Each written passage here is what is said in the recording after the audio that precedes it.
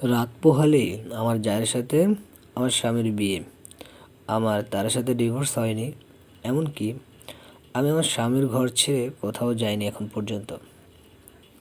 আমি আছি আমার আমার রুমে। বিয়ের 9 বছর হতে চলেছে, এখনও নিঃসন্তান। সমস্যাটা আমার স্বামীর। ওনার শুক্রাণুর সংখ্যা 2%। অনেক চিকিৎসা করেছি কিন্তু লাভ হয়নি। বিয়ের 3 বছরের মাথায় যখন জানতে পারে তার কখনো সন্তান হবে না, সে মানুষটা সারা রাত আমাকে জড়িয়ে ধরে কেঁদেছে। আমাকে বলেছে আমি যেন তাকে ছেড়ে কোথাও না যাই, এবং কথাও দিয়েছিলাম যাব না। এরপর ভালোই দিন যাচ্ছিল, শাশুড়িও আদর করত। কিন্তু একদিন আমার ভাসুর হঠাৎ ঘুমের মধ্যে ব্রেন স্ট্রোক করে মারা যায়।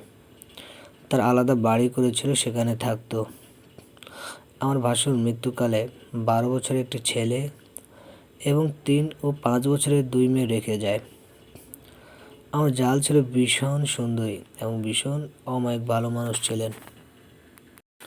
তার যে 3টে বাচ্চা আছে দেখে বোঝাই যেত না তাদের সংসার 18 বছরের ছিল। আমার ভাসুর মারা যাওয়ার পর থেকে মেয়ে দুটো আমার কাছে থাকতো এবং বেশিরভাগ সময় আমার জাল আমাদের বাড়িতে থাকতো। আমার শাশুড়ি আগে আমাদের সাথে থাকতো, ভাসুর মারা যাওয়ার পর কয়েকদিন ওখানে ছিল। তারপর জালও চলে আসে আমাদের বাড়িতে। বাড়িটা আমার স্বামীর করা ছিল। আমার শ্বশুরের জায়গার উপর একতলা বাড়ি করেছিল আমার স্বামী। আমার জালের মেয়েরা আমার স্বামীকে আগে ছোট বাবা বলে ডাকতো, এখন শুধু বাবা বলেই ডাকে। আমার বাসুরি মোটামুটি টাকা পয়সা ছিল, আর্থিক অভাব ছিল না। তারপরে ও আমার স্বামী এবং আমি তাদের যথেষ্ট দেখতাম। ভাসুর মারা যাওয়ার পর থেকে বাচ্চাগুলো আমার স্বামীকে ছাড়া কিছুই বুঝতো না। আমি বিষয়টা আমলে নিয়েও নেই। আমার আমার দিন বাড়ির আঙ্গিনায় হাঁস মুরগি গরু লালন পালন করাই চলে যেত। আমি ঘরের সব কাজ করতাম। আমার ভাসুর মারা যাওয়ার পর রাতের বেলা আমার স্বামী ভাসুরের মেয়েদের সাথে থাকতো, কারণ ওরা বাবার জন্য কান্না করতো। তখন আমার বিছানায় এসে ঘুমাতো। আমার বিছানাটা এত বড় ছিল না, তখন ওরা দুজন সহ আমার স্বামী খাটে শুইলে আমি নিচে ঘুমাতাম। এর কয়েকদিন পর 12 বছরের ছেলেটা এসে আমার স্বামীর সাথে ঘুমাতো। আমি তখন অন্য রুমে ঘুমাতাম। এইভাবে আস্তে আস্তে দূরত্ব তৈরি হলো। আমার ভাসুর মারা যাওয়ার বছর খানেক পার হওয়ার পর খেয়াল করলাম আমার শাশুড়ি ও আমাকে তেমন দেখতে পারে না। সব কিছুতে বড় ভাবিকে প্রাধান্য দেয়, এবং আমার স্বামীও আমাকে গুরুত্ব দিত এবং সময় দিত না। সব কিছুতে ভাবি ভাবি করতো। আমার বড় জাল হচ্ছে আমার শাশুড়ি বোনের মেয়ে। আমার শাশুড়ি তার বোনের মেয়েকে আনছে তার বড় ছেলের জন্য। আর আমার স্বামী আমাকে পছন্দ করে পারিবারিকভাবে বিয়ে করেছে। এই জন্য অবশ্য প্রথম প্রথম আমার শাশুড়ি আমাকে তেমন পছন্দ করতো না। ভাসুর মারা যাওয়ার পর ভাসুর মারা যাওয়ার বছর পার হওয়ার পর তারা আবার তাদের বাড়িতে চলে গেল, সাথে আমার শাশুড়িও গেল। আমি একা হয়ে গেলাম। আমার স্বামী বাজার করে দিত, রাতে বেশিরভাগ সময় ওখানে থাকতো। আমি থাকতে পারতাম না, কারণ আমার গবাদি পশু ছিল। একটা সময় শুধু সকালে কোনো কাজ থাকলে আমার এদিকে আসতো, আমার সামনে এমনি আসতো না। আমিও চুপচাপ সহ্য করেছি, কারণ ঝগড়া করলে আরও ঝামেলা হতো এবং মারামারি হতো। এখন মাসেও আসতো না, তাই আমিও আর কিছু বলতাম না, শুধু বুঝতাম মানুষটা আমার আর নেই। একদিন আমার শাশুড়ি আর আমার স্বামী বাড়িতে এসে বলে, তুমি জানো আমার ছেলের কখনো বাচ্চা হবে না। আমার বড় ছেলেও মারা গেছে। আমি চাইছি বড় বউর সাথে আমার ছেলের বিয়ে দিতে, সাথে 3টা সন্তানও পাবে। আমাকে 3 লাখ টাকা দেবে, আমি যেন চলে যাই। যদি থাকতে চাই থাকতে পারো, এরকমও বলল। আমি ততদিনে বিষয়টা আন্দাজ করতে পেরেছি এরকম কিছু হবে। আমি আমার স্বামীকে কিছুই বলিনি, কারণ তার সাথে আমার এক আকাশ অভিমান জমা হয়েছিল। আমি গরিবের মেয়ে, একটা অসুস্থ মা আছে, আর ভাই একটা আছে বউ নিয়ে থাকে। আমি জানতাম এখান থেকে চলে গেলে আমার আর বিয়ে হবে না কোনো ভালো জায়গায়। আমি চুপচাপ মেনে নিয়েছি, শুধু বুকে ব্যথা হতো আর কলিজা মোচড়াতো। কোনো কান্না আসতো না। অনেক কাঁদতে চাইতাম কিন্তু কান্না আসতো না। নামাজের বিছানায়ও কান্না আসতো না। তারপর আমার স্বামী আমাকে বলে, তোমাকে কোনো দিন আমি অবহেলা করব না। আমি কিছু বলিনি, শুধু হেসেছি। আমার শাশুড়ি একজনকে পাঠিয়েছে বাজার থেকে শাড়ি আর কিছু সাজানোর জিনিস কিনে আনার জন্য। আমার স্বামী আর শাশুড়ি তারপর চলে যায়, কারণ পরের দিন তাদের বিয়ে। ওরা চলে যাওয়ার পর কান্না আসে না, শুধু আমার গরু ছাগল আর মুরগিগুলো জড়িয়ে ধরতাম একটু পর পর। আমার মাকে বিষয়টা বলেছি, শুধু মা বলেছিল, মারে একটু সহ্য করে থাক, কই আসবি বল, তোর ভাইয়ের নুন আনতে পান্তা ফুরায়। আমার ভাই বিষয়টা জানতে পেরে আমার শ্বশুর বাড়িতে আসে আমাকে নিয়ে যেতে। বলেছে তোকে ভিক্ষে করে খাওয়াবো, চল আমার সাথে। কিন্তু আমি যাইনি, কারণ আমি জানি ওখানে ফিউচার ভালো হবে। এরপর তাদের বিয়ে হলো। আমার স্বামী এখানে আর তেমন আসেও না, সপ্তাহে আসে, আমার সাথে কথা বলে। আমি তেমন কথা বলি না, কাজের অজুহাত দিয়ে দূরে সরে থাকি। উনি আমার সাথে শারীরিক সম্পর্ক করতে চাইলে বিভিন্ন সমস্যা দেখায়, তখন রাগ করে চলে যায়। মাসে 15 দিনও আসা বন্ধ করে দেয়। মন চাইলে বাজার পাঠায়, না হলে পাঠায় না। আমিও কিছু বলি না, কারণ গরুর দুধ, ডিম, লাগানো টুকিটাকি সবজি বিক্রি করে আমার পেট চলে যেত। মাকেও দিতাম। ভাইয়ের জন্য পাঠালে ভাই রাগ করতো, নিত না। ভাবিও কথাও বলতো না, শুধু বলতো, একবেলা কম খাইতাম, তাও তোমাকে পালতে পারতাম না। আমার কেন জানি মনে হতো হয়তো এখন এমন বলেছে, কিন্তু একটা সময় ঠিকই আমাকে ভর করবে। আর ভাবি এত কষ্ট পেয়েছে, এই ঘটনার পর থেকে একটা ডিম পাঠালেও রাখতো না। কখনো ভালো মন্দ রান্না করলে ভাইয়ের মেয়ে দিয়ে পাঠাতো, আমি তৃপ্তি সহকারে খেতাম। শ্বশুরবাড়ির সবার সাথে আমার দূরত্ব হয়। যে মানুষগুলোকে কত আদর করে আপ্যায়ন করে খাওয়াতাম, কত ভাব ছিল, সে মানুষগুলো এখন আমাকে দেখলেও কথা বলে না, খোঁচা মেরে কথা বলে। আমি কেন ডিভোর্স দিই না, হ্যান ত্যান। আমার শাশুড়ি আসে না তেমন, তেমন একটা কথাও বলে না। ওনাকে মা ডাকতাম, কত যে সেবা করেছি ওনার, হায় আফসোস, কেউ দুঃখ বুঝেনি। আমার কান্না আসতো না, শুধু মনে হতো বাপে করে গেছে বেইমানি, যে জন্ম দিছে সে করেছে বেইমানি। আর তোমরা তো বহুত দূরের।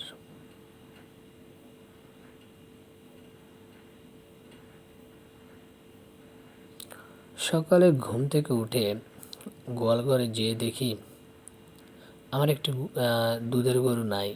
আমি তো পাগল হয়ে যাই, চিৎকার করে প্রতিবেশীদের ডাকি। তখন তারা বলে যে সকালবেলা তোমার জামাই আর তোমার ভাসুরের ছেলে এসে গরুটা নিয়ে যায়।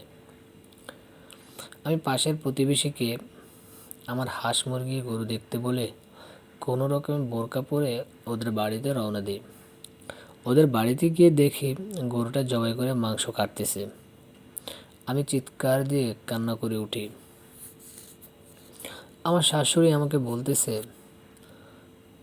কালা এখানে নাটক করতে আসছে।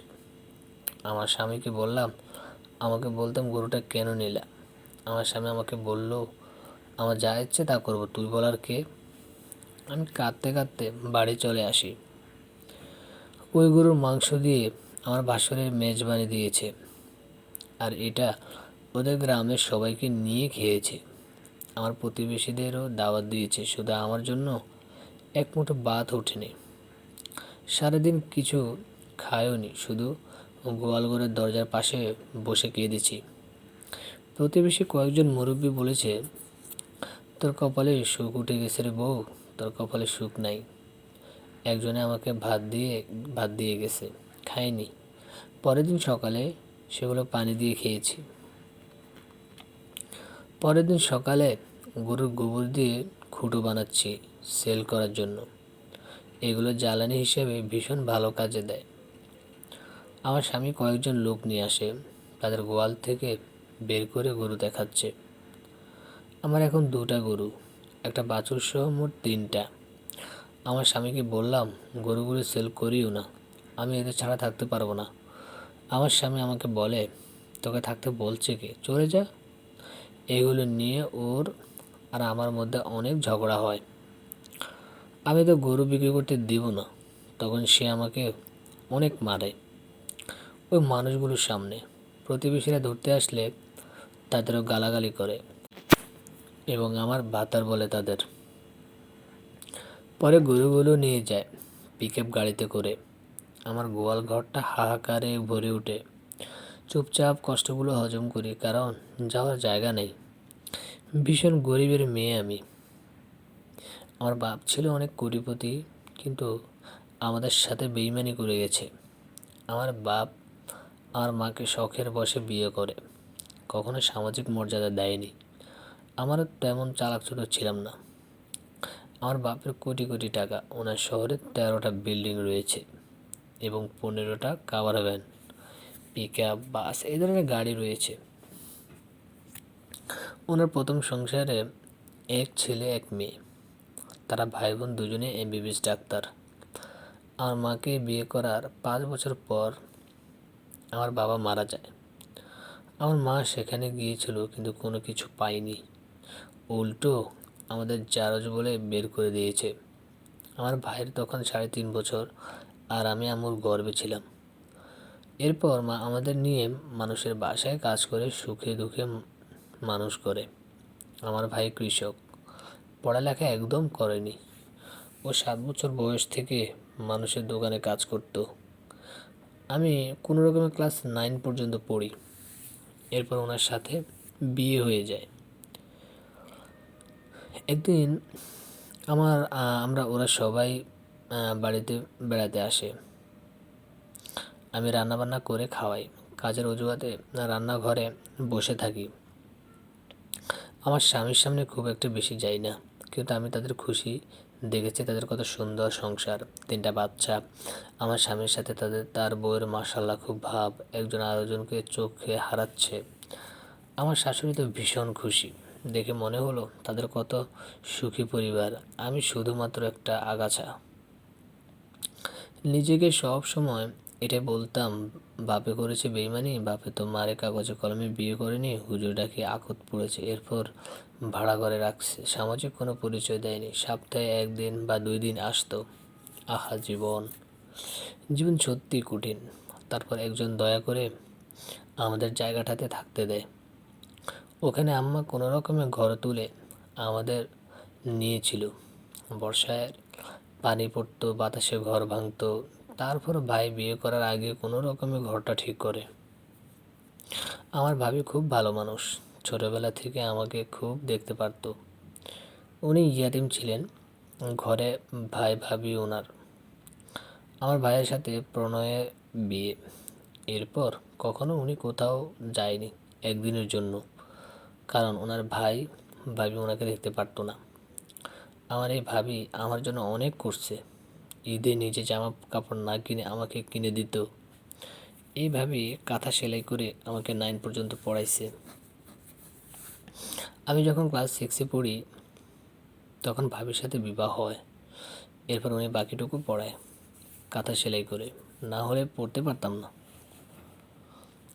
ভাবি আমাদের সংসারের জন্য অনেক করতো, দিন রাত কাঁথা সেলাই করতো, মোড়া বানাতো, এমনকি মানুষের ধানও শুকিয়ে দিত আমার মায়ের সাথে। আরে এগুলা বলতে বলতে নামাজের টাইম হয়ে গেল। জোহরের নামাজ আদায় করে খেতে বসলাম। একাই খায়, ওদের সাথে খায় না। আমার স্বামী কোথা থেকে যেন রান্নাঘরে আসলো, এসে আমাকে বলল, ভাত খাইতেছো? আমি বললাম জি। তখন বলল, দাটা দাও, 2টা রাতা মুরগি জবাই করি। আমি বললাম, আমার মুরগি কেন আপনি জবাই করবেন? কিনে আনেন, দয়া করে এগুলো জবাই করিয়েন না। তারপর ঝগড়া লেগে গেল। ভাত খাইতেছিলাম, ওখানে আমাকে চামচ দিয়ে কয়েকটা বাড়ি মেরে দিল। আমি আর কিছু বলি নাই। যা ধরতে আসছিল, কিন্তু যাকেও বকা দিয়ে দূরে সরিয়ে দিয়েছে।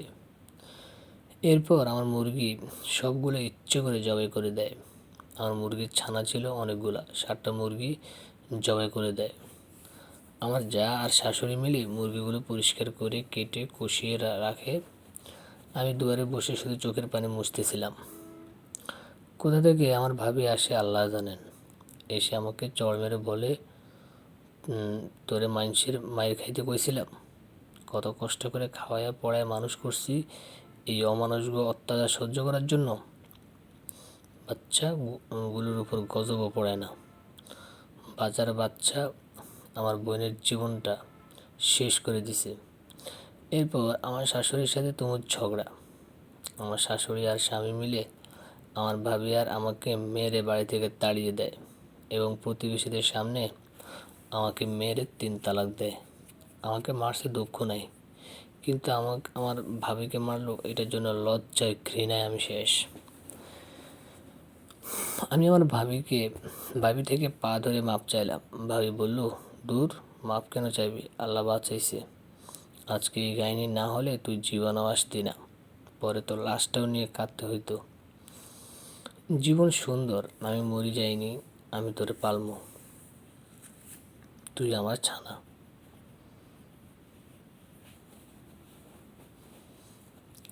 সালিশ বসে গ্রামে, সেখানে আমি তেমন কোনো বিচার পাইনি। শুধুমাত্র 20,000 টাকা দিয়েছিল সালিশে আমাকে। আমার ভাবি আর ভাই আমাকে বলছে এই টাকা যদি আমি নিই তাহলে যেন আমি ঘরে না ঢুকি। এরপর আমি গ্রামের সালিশের মধ্যে বলছি, আমি আমি তো এমনি গরিব, আমি না হয় তোদের মতো মানুষদের এই 20,000 টাকা দান করলাম। গ্রামের সালিশ প্রধান আমাকে বেয়াদব বলল। আমি নাকি বেয়াদব মেয়ে, এমন মেয়ের সাথে নাকি সংসার করা যায় না। কারণ সালিশ প্রধান টাকা খেয়েছিল ওদের থেকে। তারপর সবার সামনে আমাকে আবার 3 তালাক দিল। তখন এত কাগজে কলমের বিয়ের প্রচলন ছিল না আমাদের গ্রামে। আমার জামা কাপড়গুলো দেয়নি, কিছু দেয়নি। উল্টো আমাকে আর আমার ভাবিকে বলল আমরা চরিত্রহীন, আজ গরিব বলে বিচার পাইনি। উল্টো আমার শ্বশুর বাড়ির মানুষ বলল আমরা যার সন্তান, আমাদের বাপেরও পরিচয় নেই। সত্যি আমাদের পরিচয় নেই, আজ পর্যন্ত বাপের কিছু পাইনি, পরিচয়টাও না। যাক, সব আমাদের নসিব। সালিশ শেষে চলে আসলাম। একই গ্রামে থাকতাম আমরা, এবং আমাদের ঘর থেকে ওদের ঘর ছিল এক পুকুরের এপার ওপার। আমাদের ঘর থেকে হেঁটে গেলে 10 মিনিট লাগতো। আর নিজেদের ঘরে চলে আসি। 2 রুমের ঘর ছিল আমাদের। এক রুমে ভাই ভাবি, আরেক রুমে আমি, আম্মা আর ভাইয়ের 5 বছরের মেয়ে থাকতাম, সাথে ছোট রান্নাঘর। কিন্তু ভাত খেতাম আমাদের রুমটাতে। আমি চলে আসার পর অনেক কান্না করি, কলিজায় অনেক ব্যথা হতো। আজ শ্যামবর্ণের বলে আমার জীবনটা এমন। ঘরে বসে কাঁথা সেলাই করতাম, মানুষের ধান শুকাতাম, কেউ কোনো কাজের জন্য ডাকলে করে দিতাম, মুড়া বানাতাম, শীতল পাটি বানাতাম। জায়গার অভাবের জন্য হাঁস মুরগি কিনতে পারি নাই। ভাবি খুব আদর করতো আমাকে। আমাদের কোনো আত্মীয় স্বজন ছিল না যে কারো বাড়িতে বেড়াতে যাব। আমার জন্য তখন বিয়ের প্রস্তাব আসা শুরু করলো। বয়স্ক লোক আসতো বেশি। আমার মা আমার ভাবিকে অনেক বকা দিত, কারণ আমার ভাবি এসব বয়স্ক লোকদের কাছে বিয়ে দিতে চাইতো না বলে। কিন্তু মা বলতো, এই জামাই তালাক দেওয়া বেরির জন্য রাজপুত্র কই পাবি। এসব নিয়ে ভাবিকে অনেক গালাগালি করতো আম্মা। কিন্তু ভাবি বলতো, বুড়া বেটার কাছে কেন বিয়ে দেব, দরকার হলে ঘরের পালা বাঁধবো। এর মধ্যে ভাবি অনাকাঙ্ক্ষিতভাবে আবার গর্ভবতী হয়ে যায়। ভাবি অনেক অসুস্থ হয়ে যায়। আমি ঘরে সব কাজ করতাম, ভাবিকে শুধু হাত ধোয়ার ভাত খাওয়াতাম।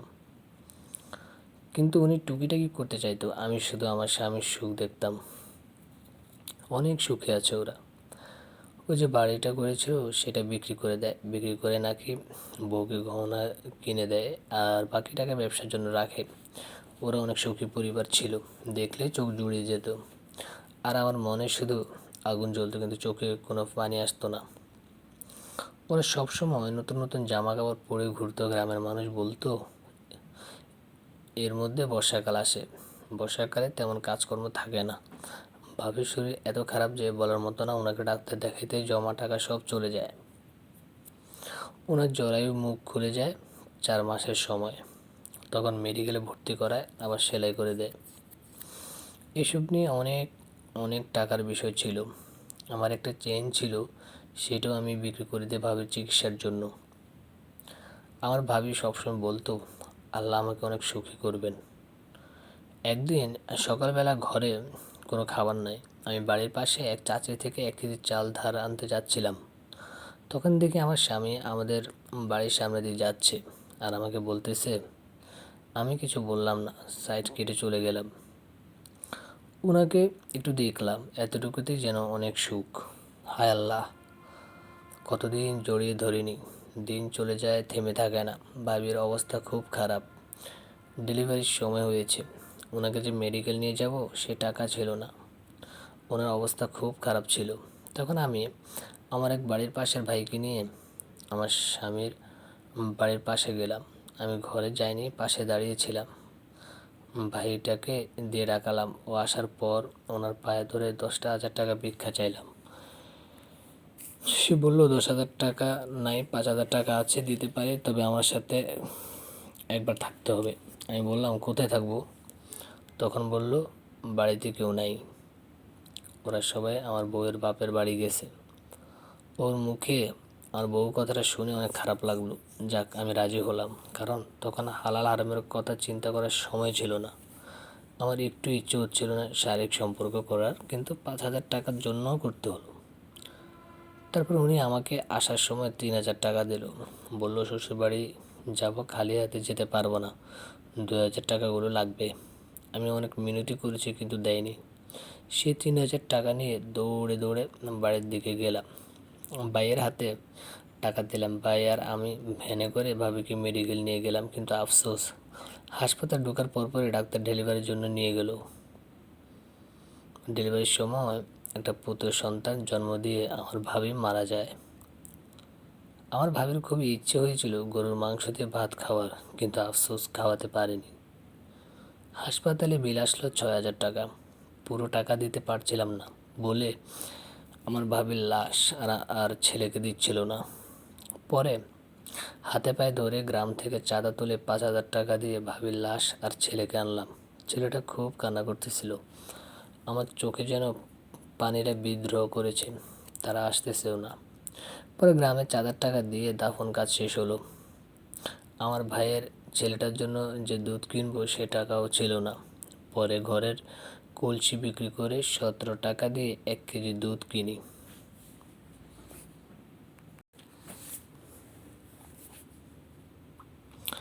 অভাব যখন দুয়ারে দাঁড়ায়, প্রিয়তমার শোক তখন ভুলে কাজে বের হতে হয়।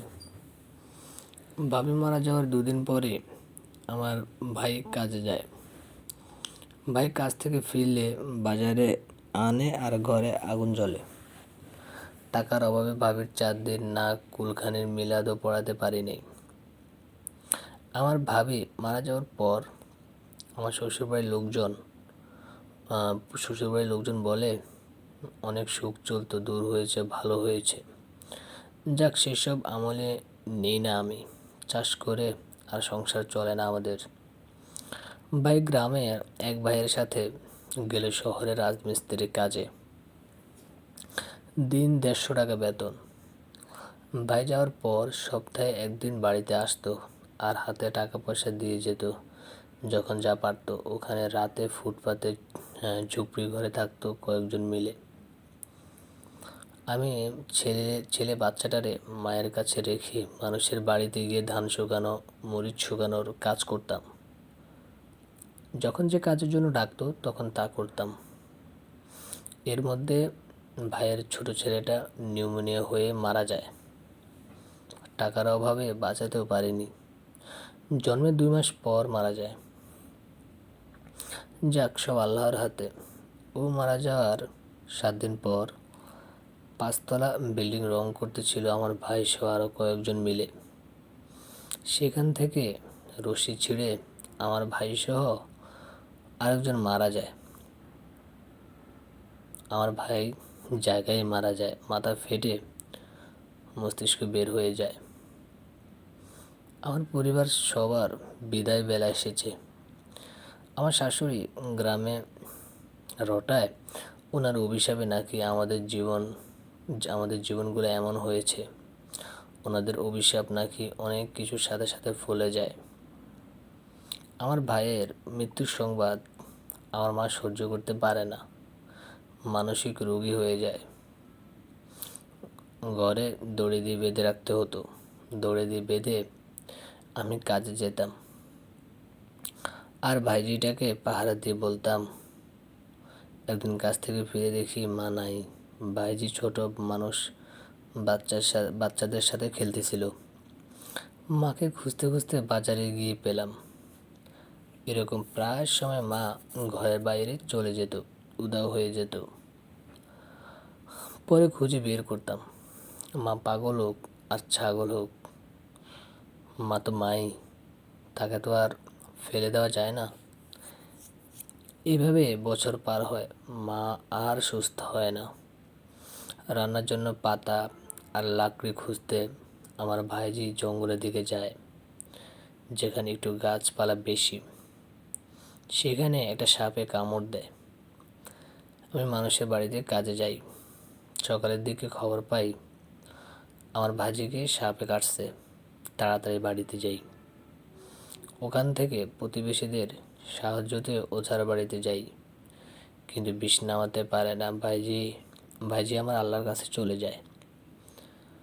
ভাইজি একটা নতুন জামা চেয়েছিল, কিন্তু আফসোস একটা নতুন জামা তাকে দিতে পারিনি। দোয়া করি আল্লাহ তোদের জান্নাত দিক। এই দুনিয়ায় সুখ পাস নাই, ওই দুনিয়ায় আল্লাহ সুখ দিক। ভাইজি মারা যাওয়ার পর ভীষণ অসুখ হয় আমার। তারপর থেকে কাজকর্ম তেমন করতে পারতাম না। আমার স্বামীদের অবস্থা অনেক ভালো, অনেক বড় লোক, খুব সুখে আছে। আমার শাশুড়ি মারা যায়, বাসুরের ছেলেকে বিদেশ পাঠায়। আল্লাহ ওনাদের অনেক সুখ দিয়েছেন, দোয়া করি আল্লাহ আরও সুখ দিক।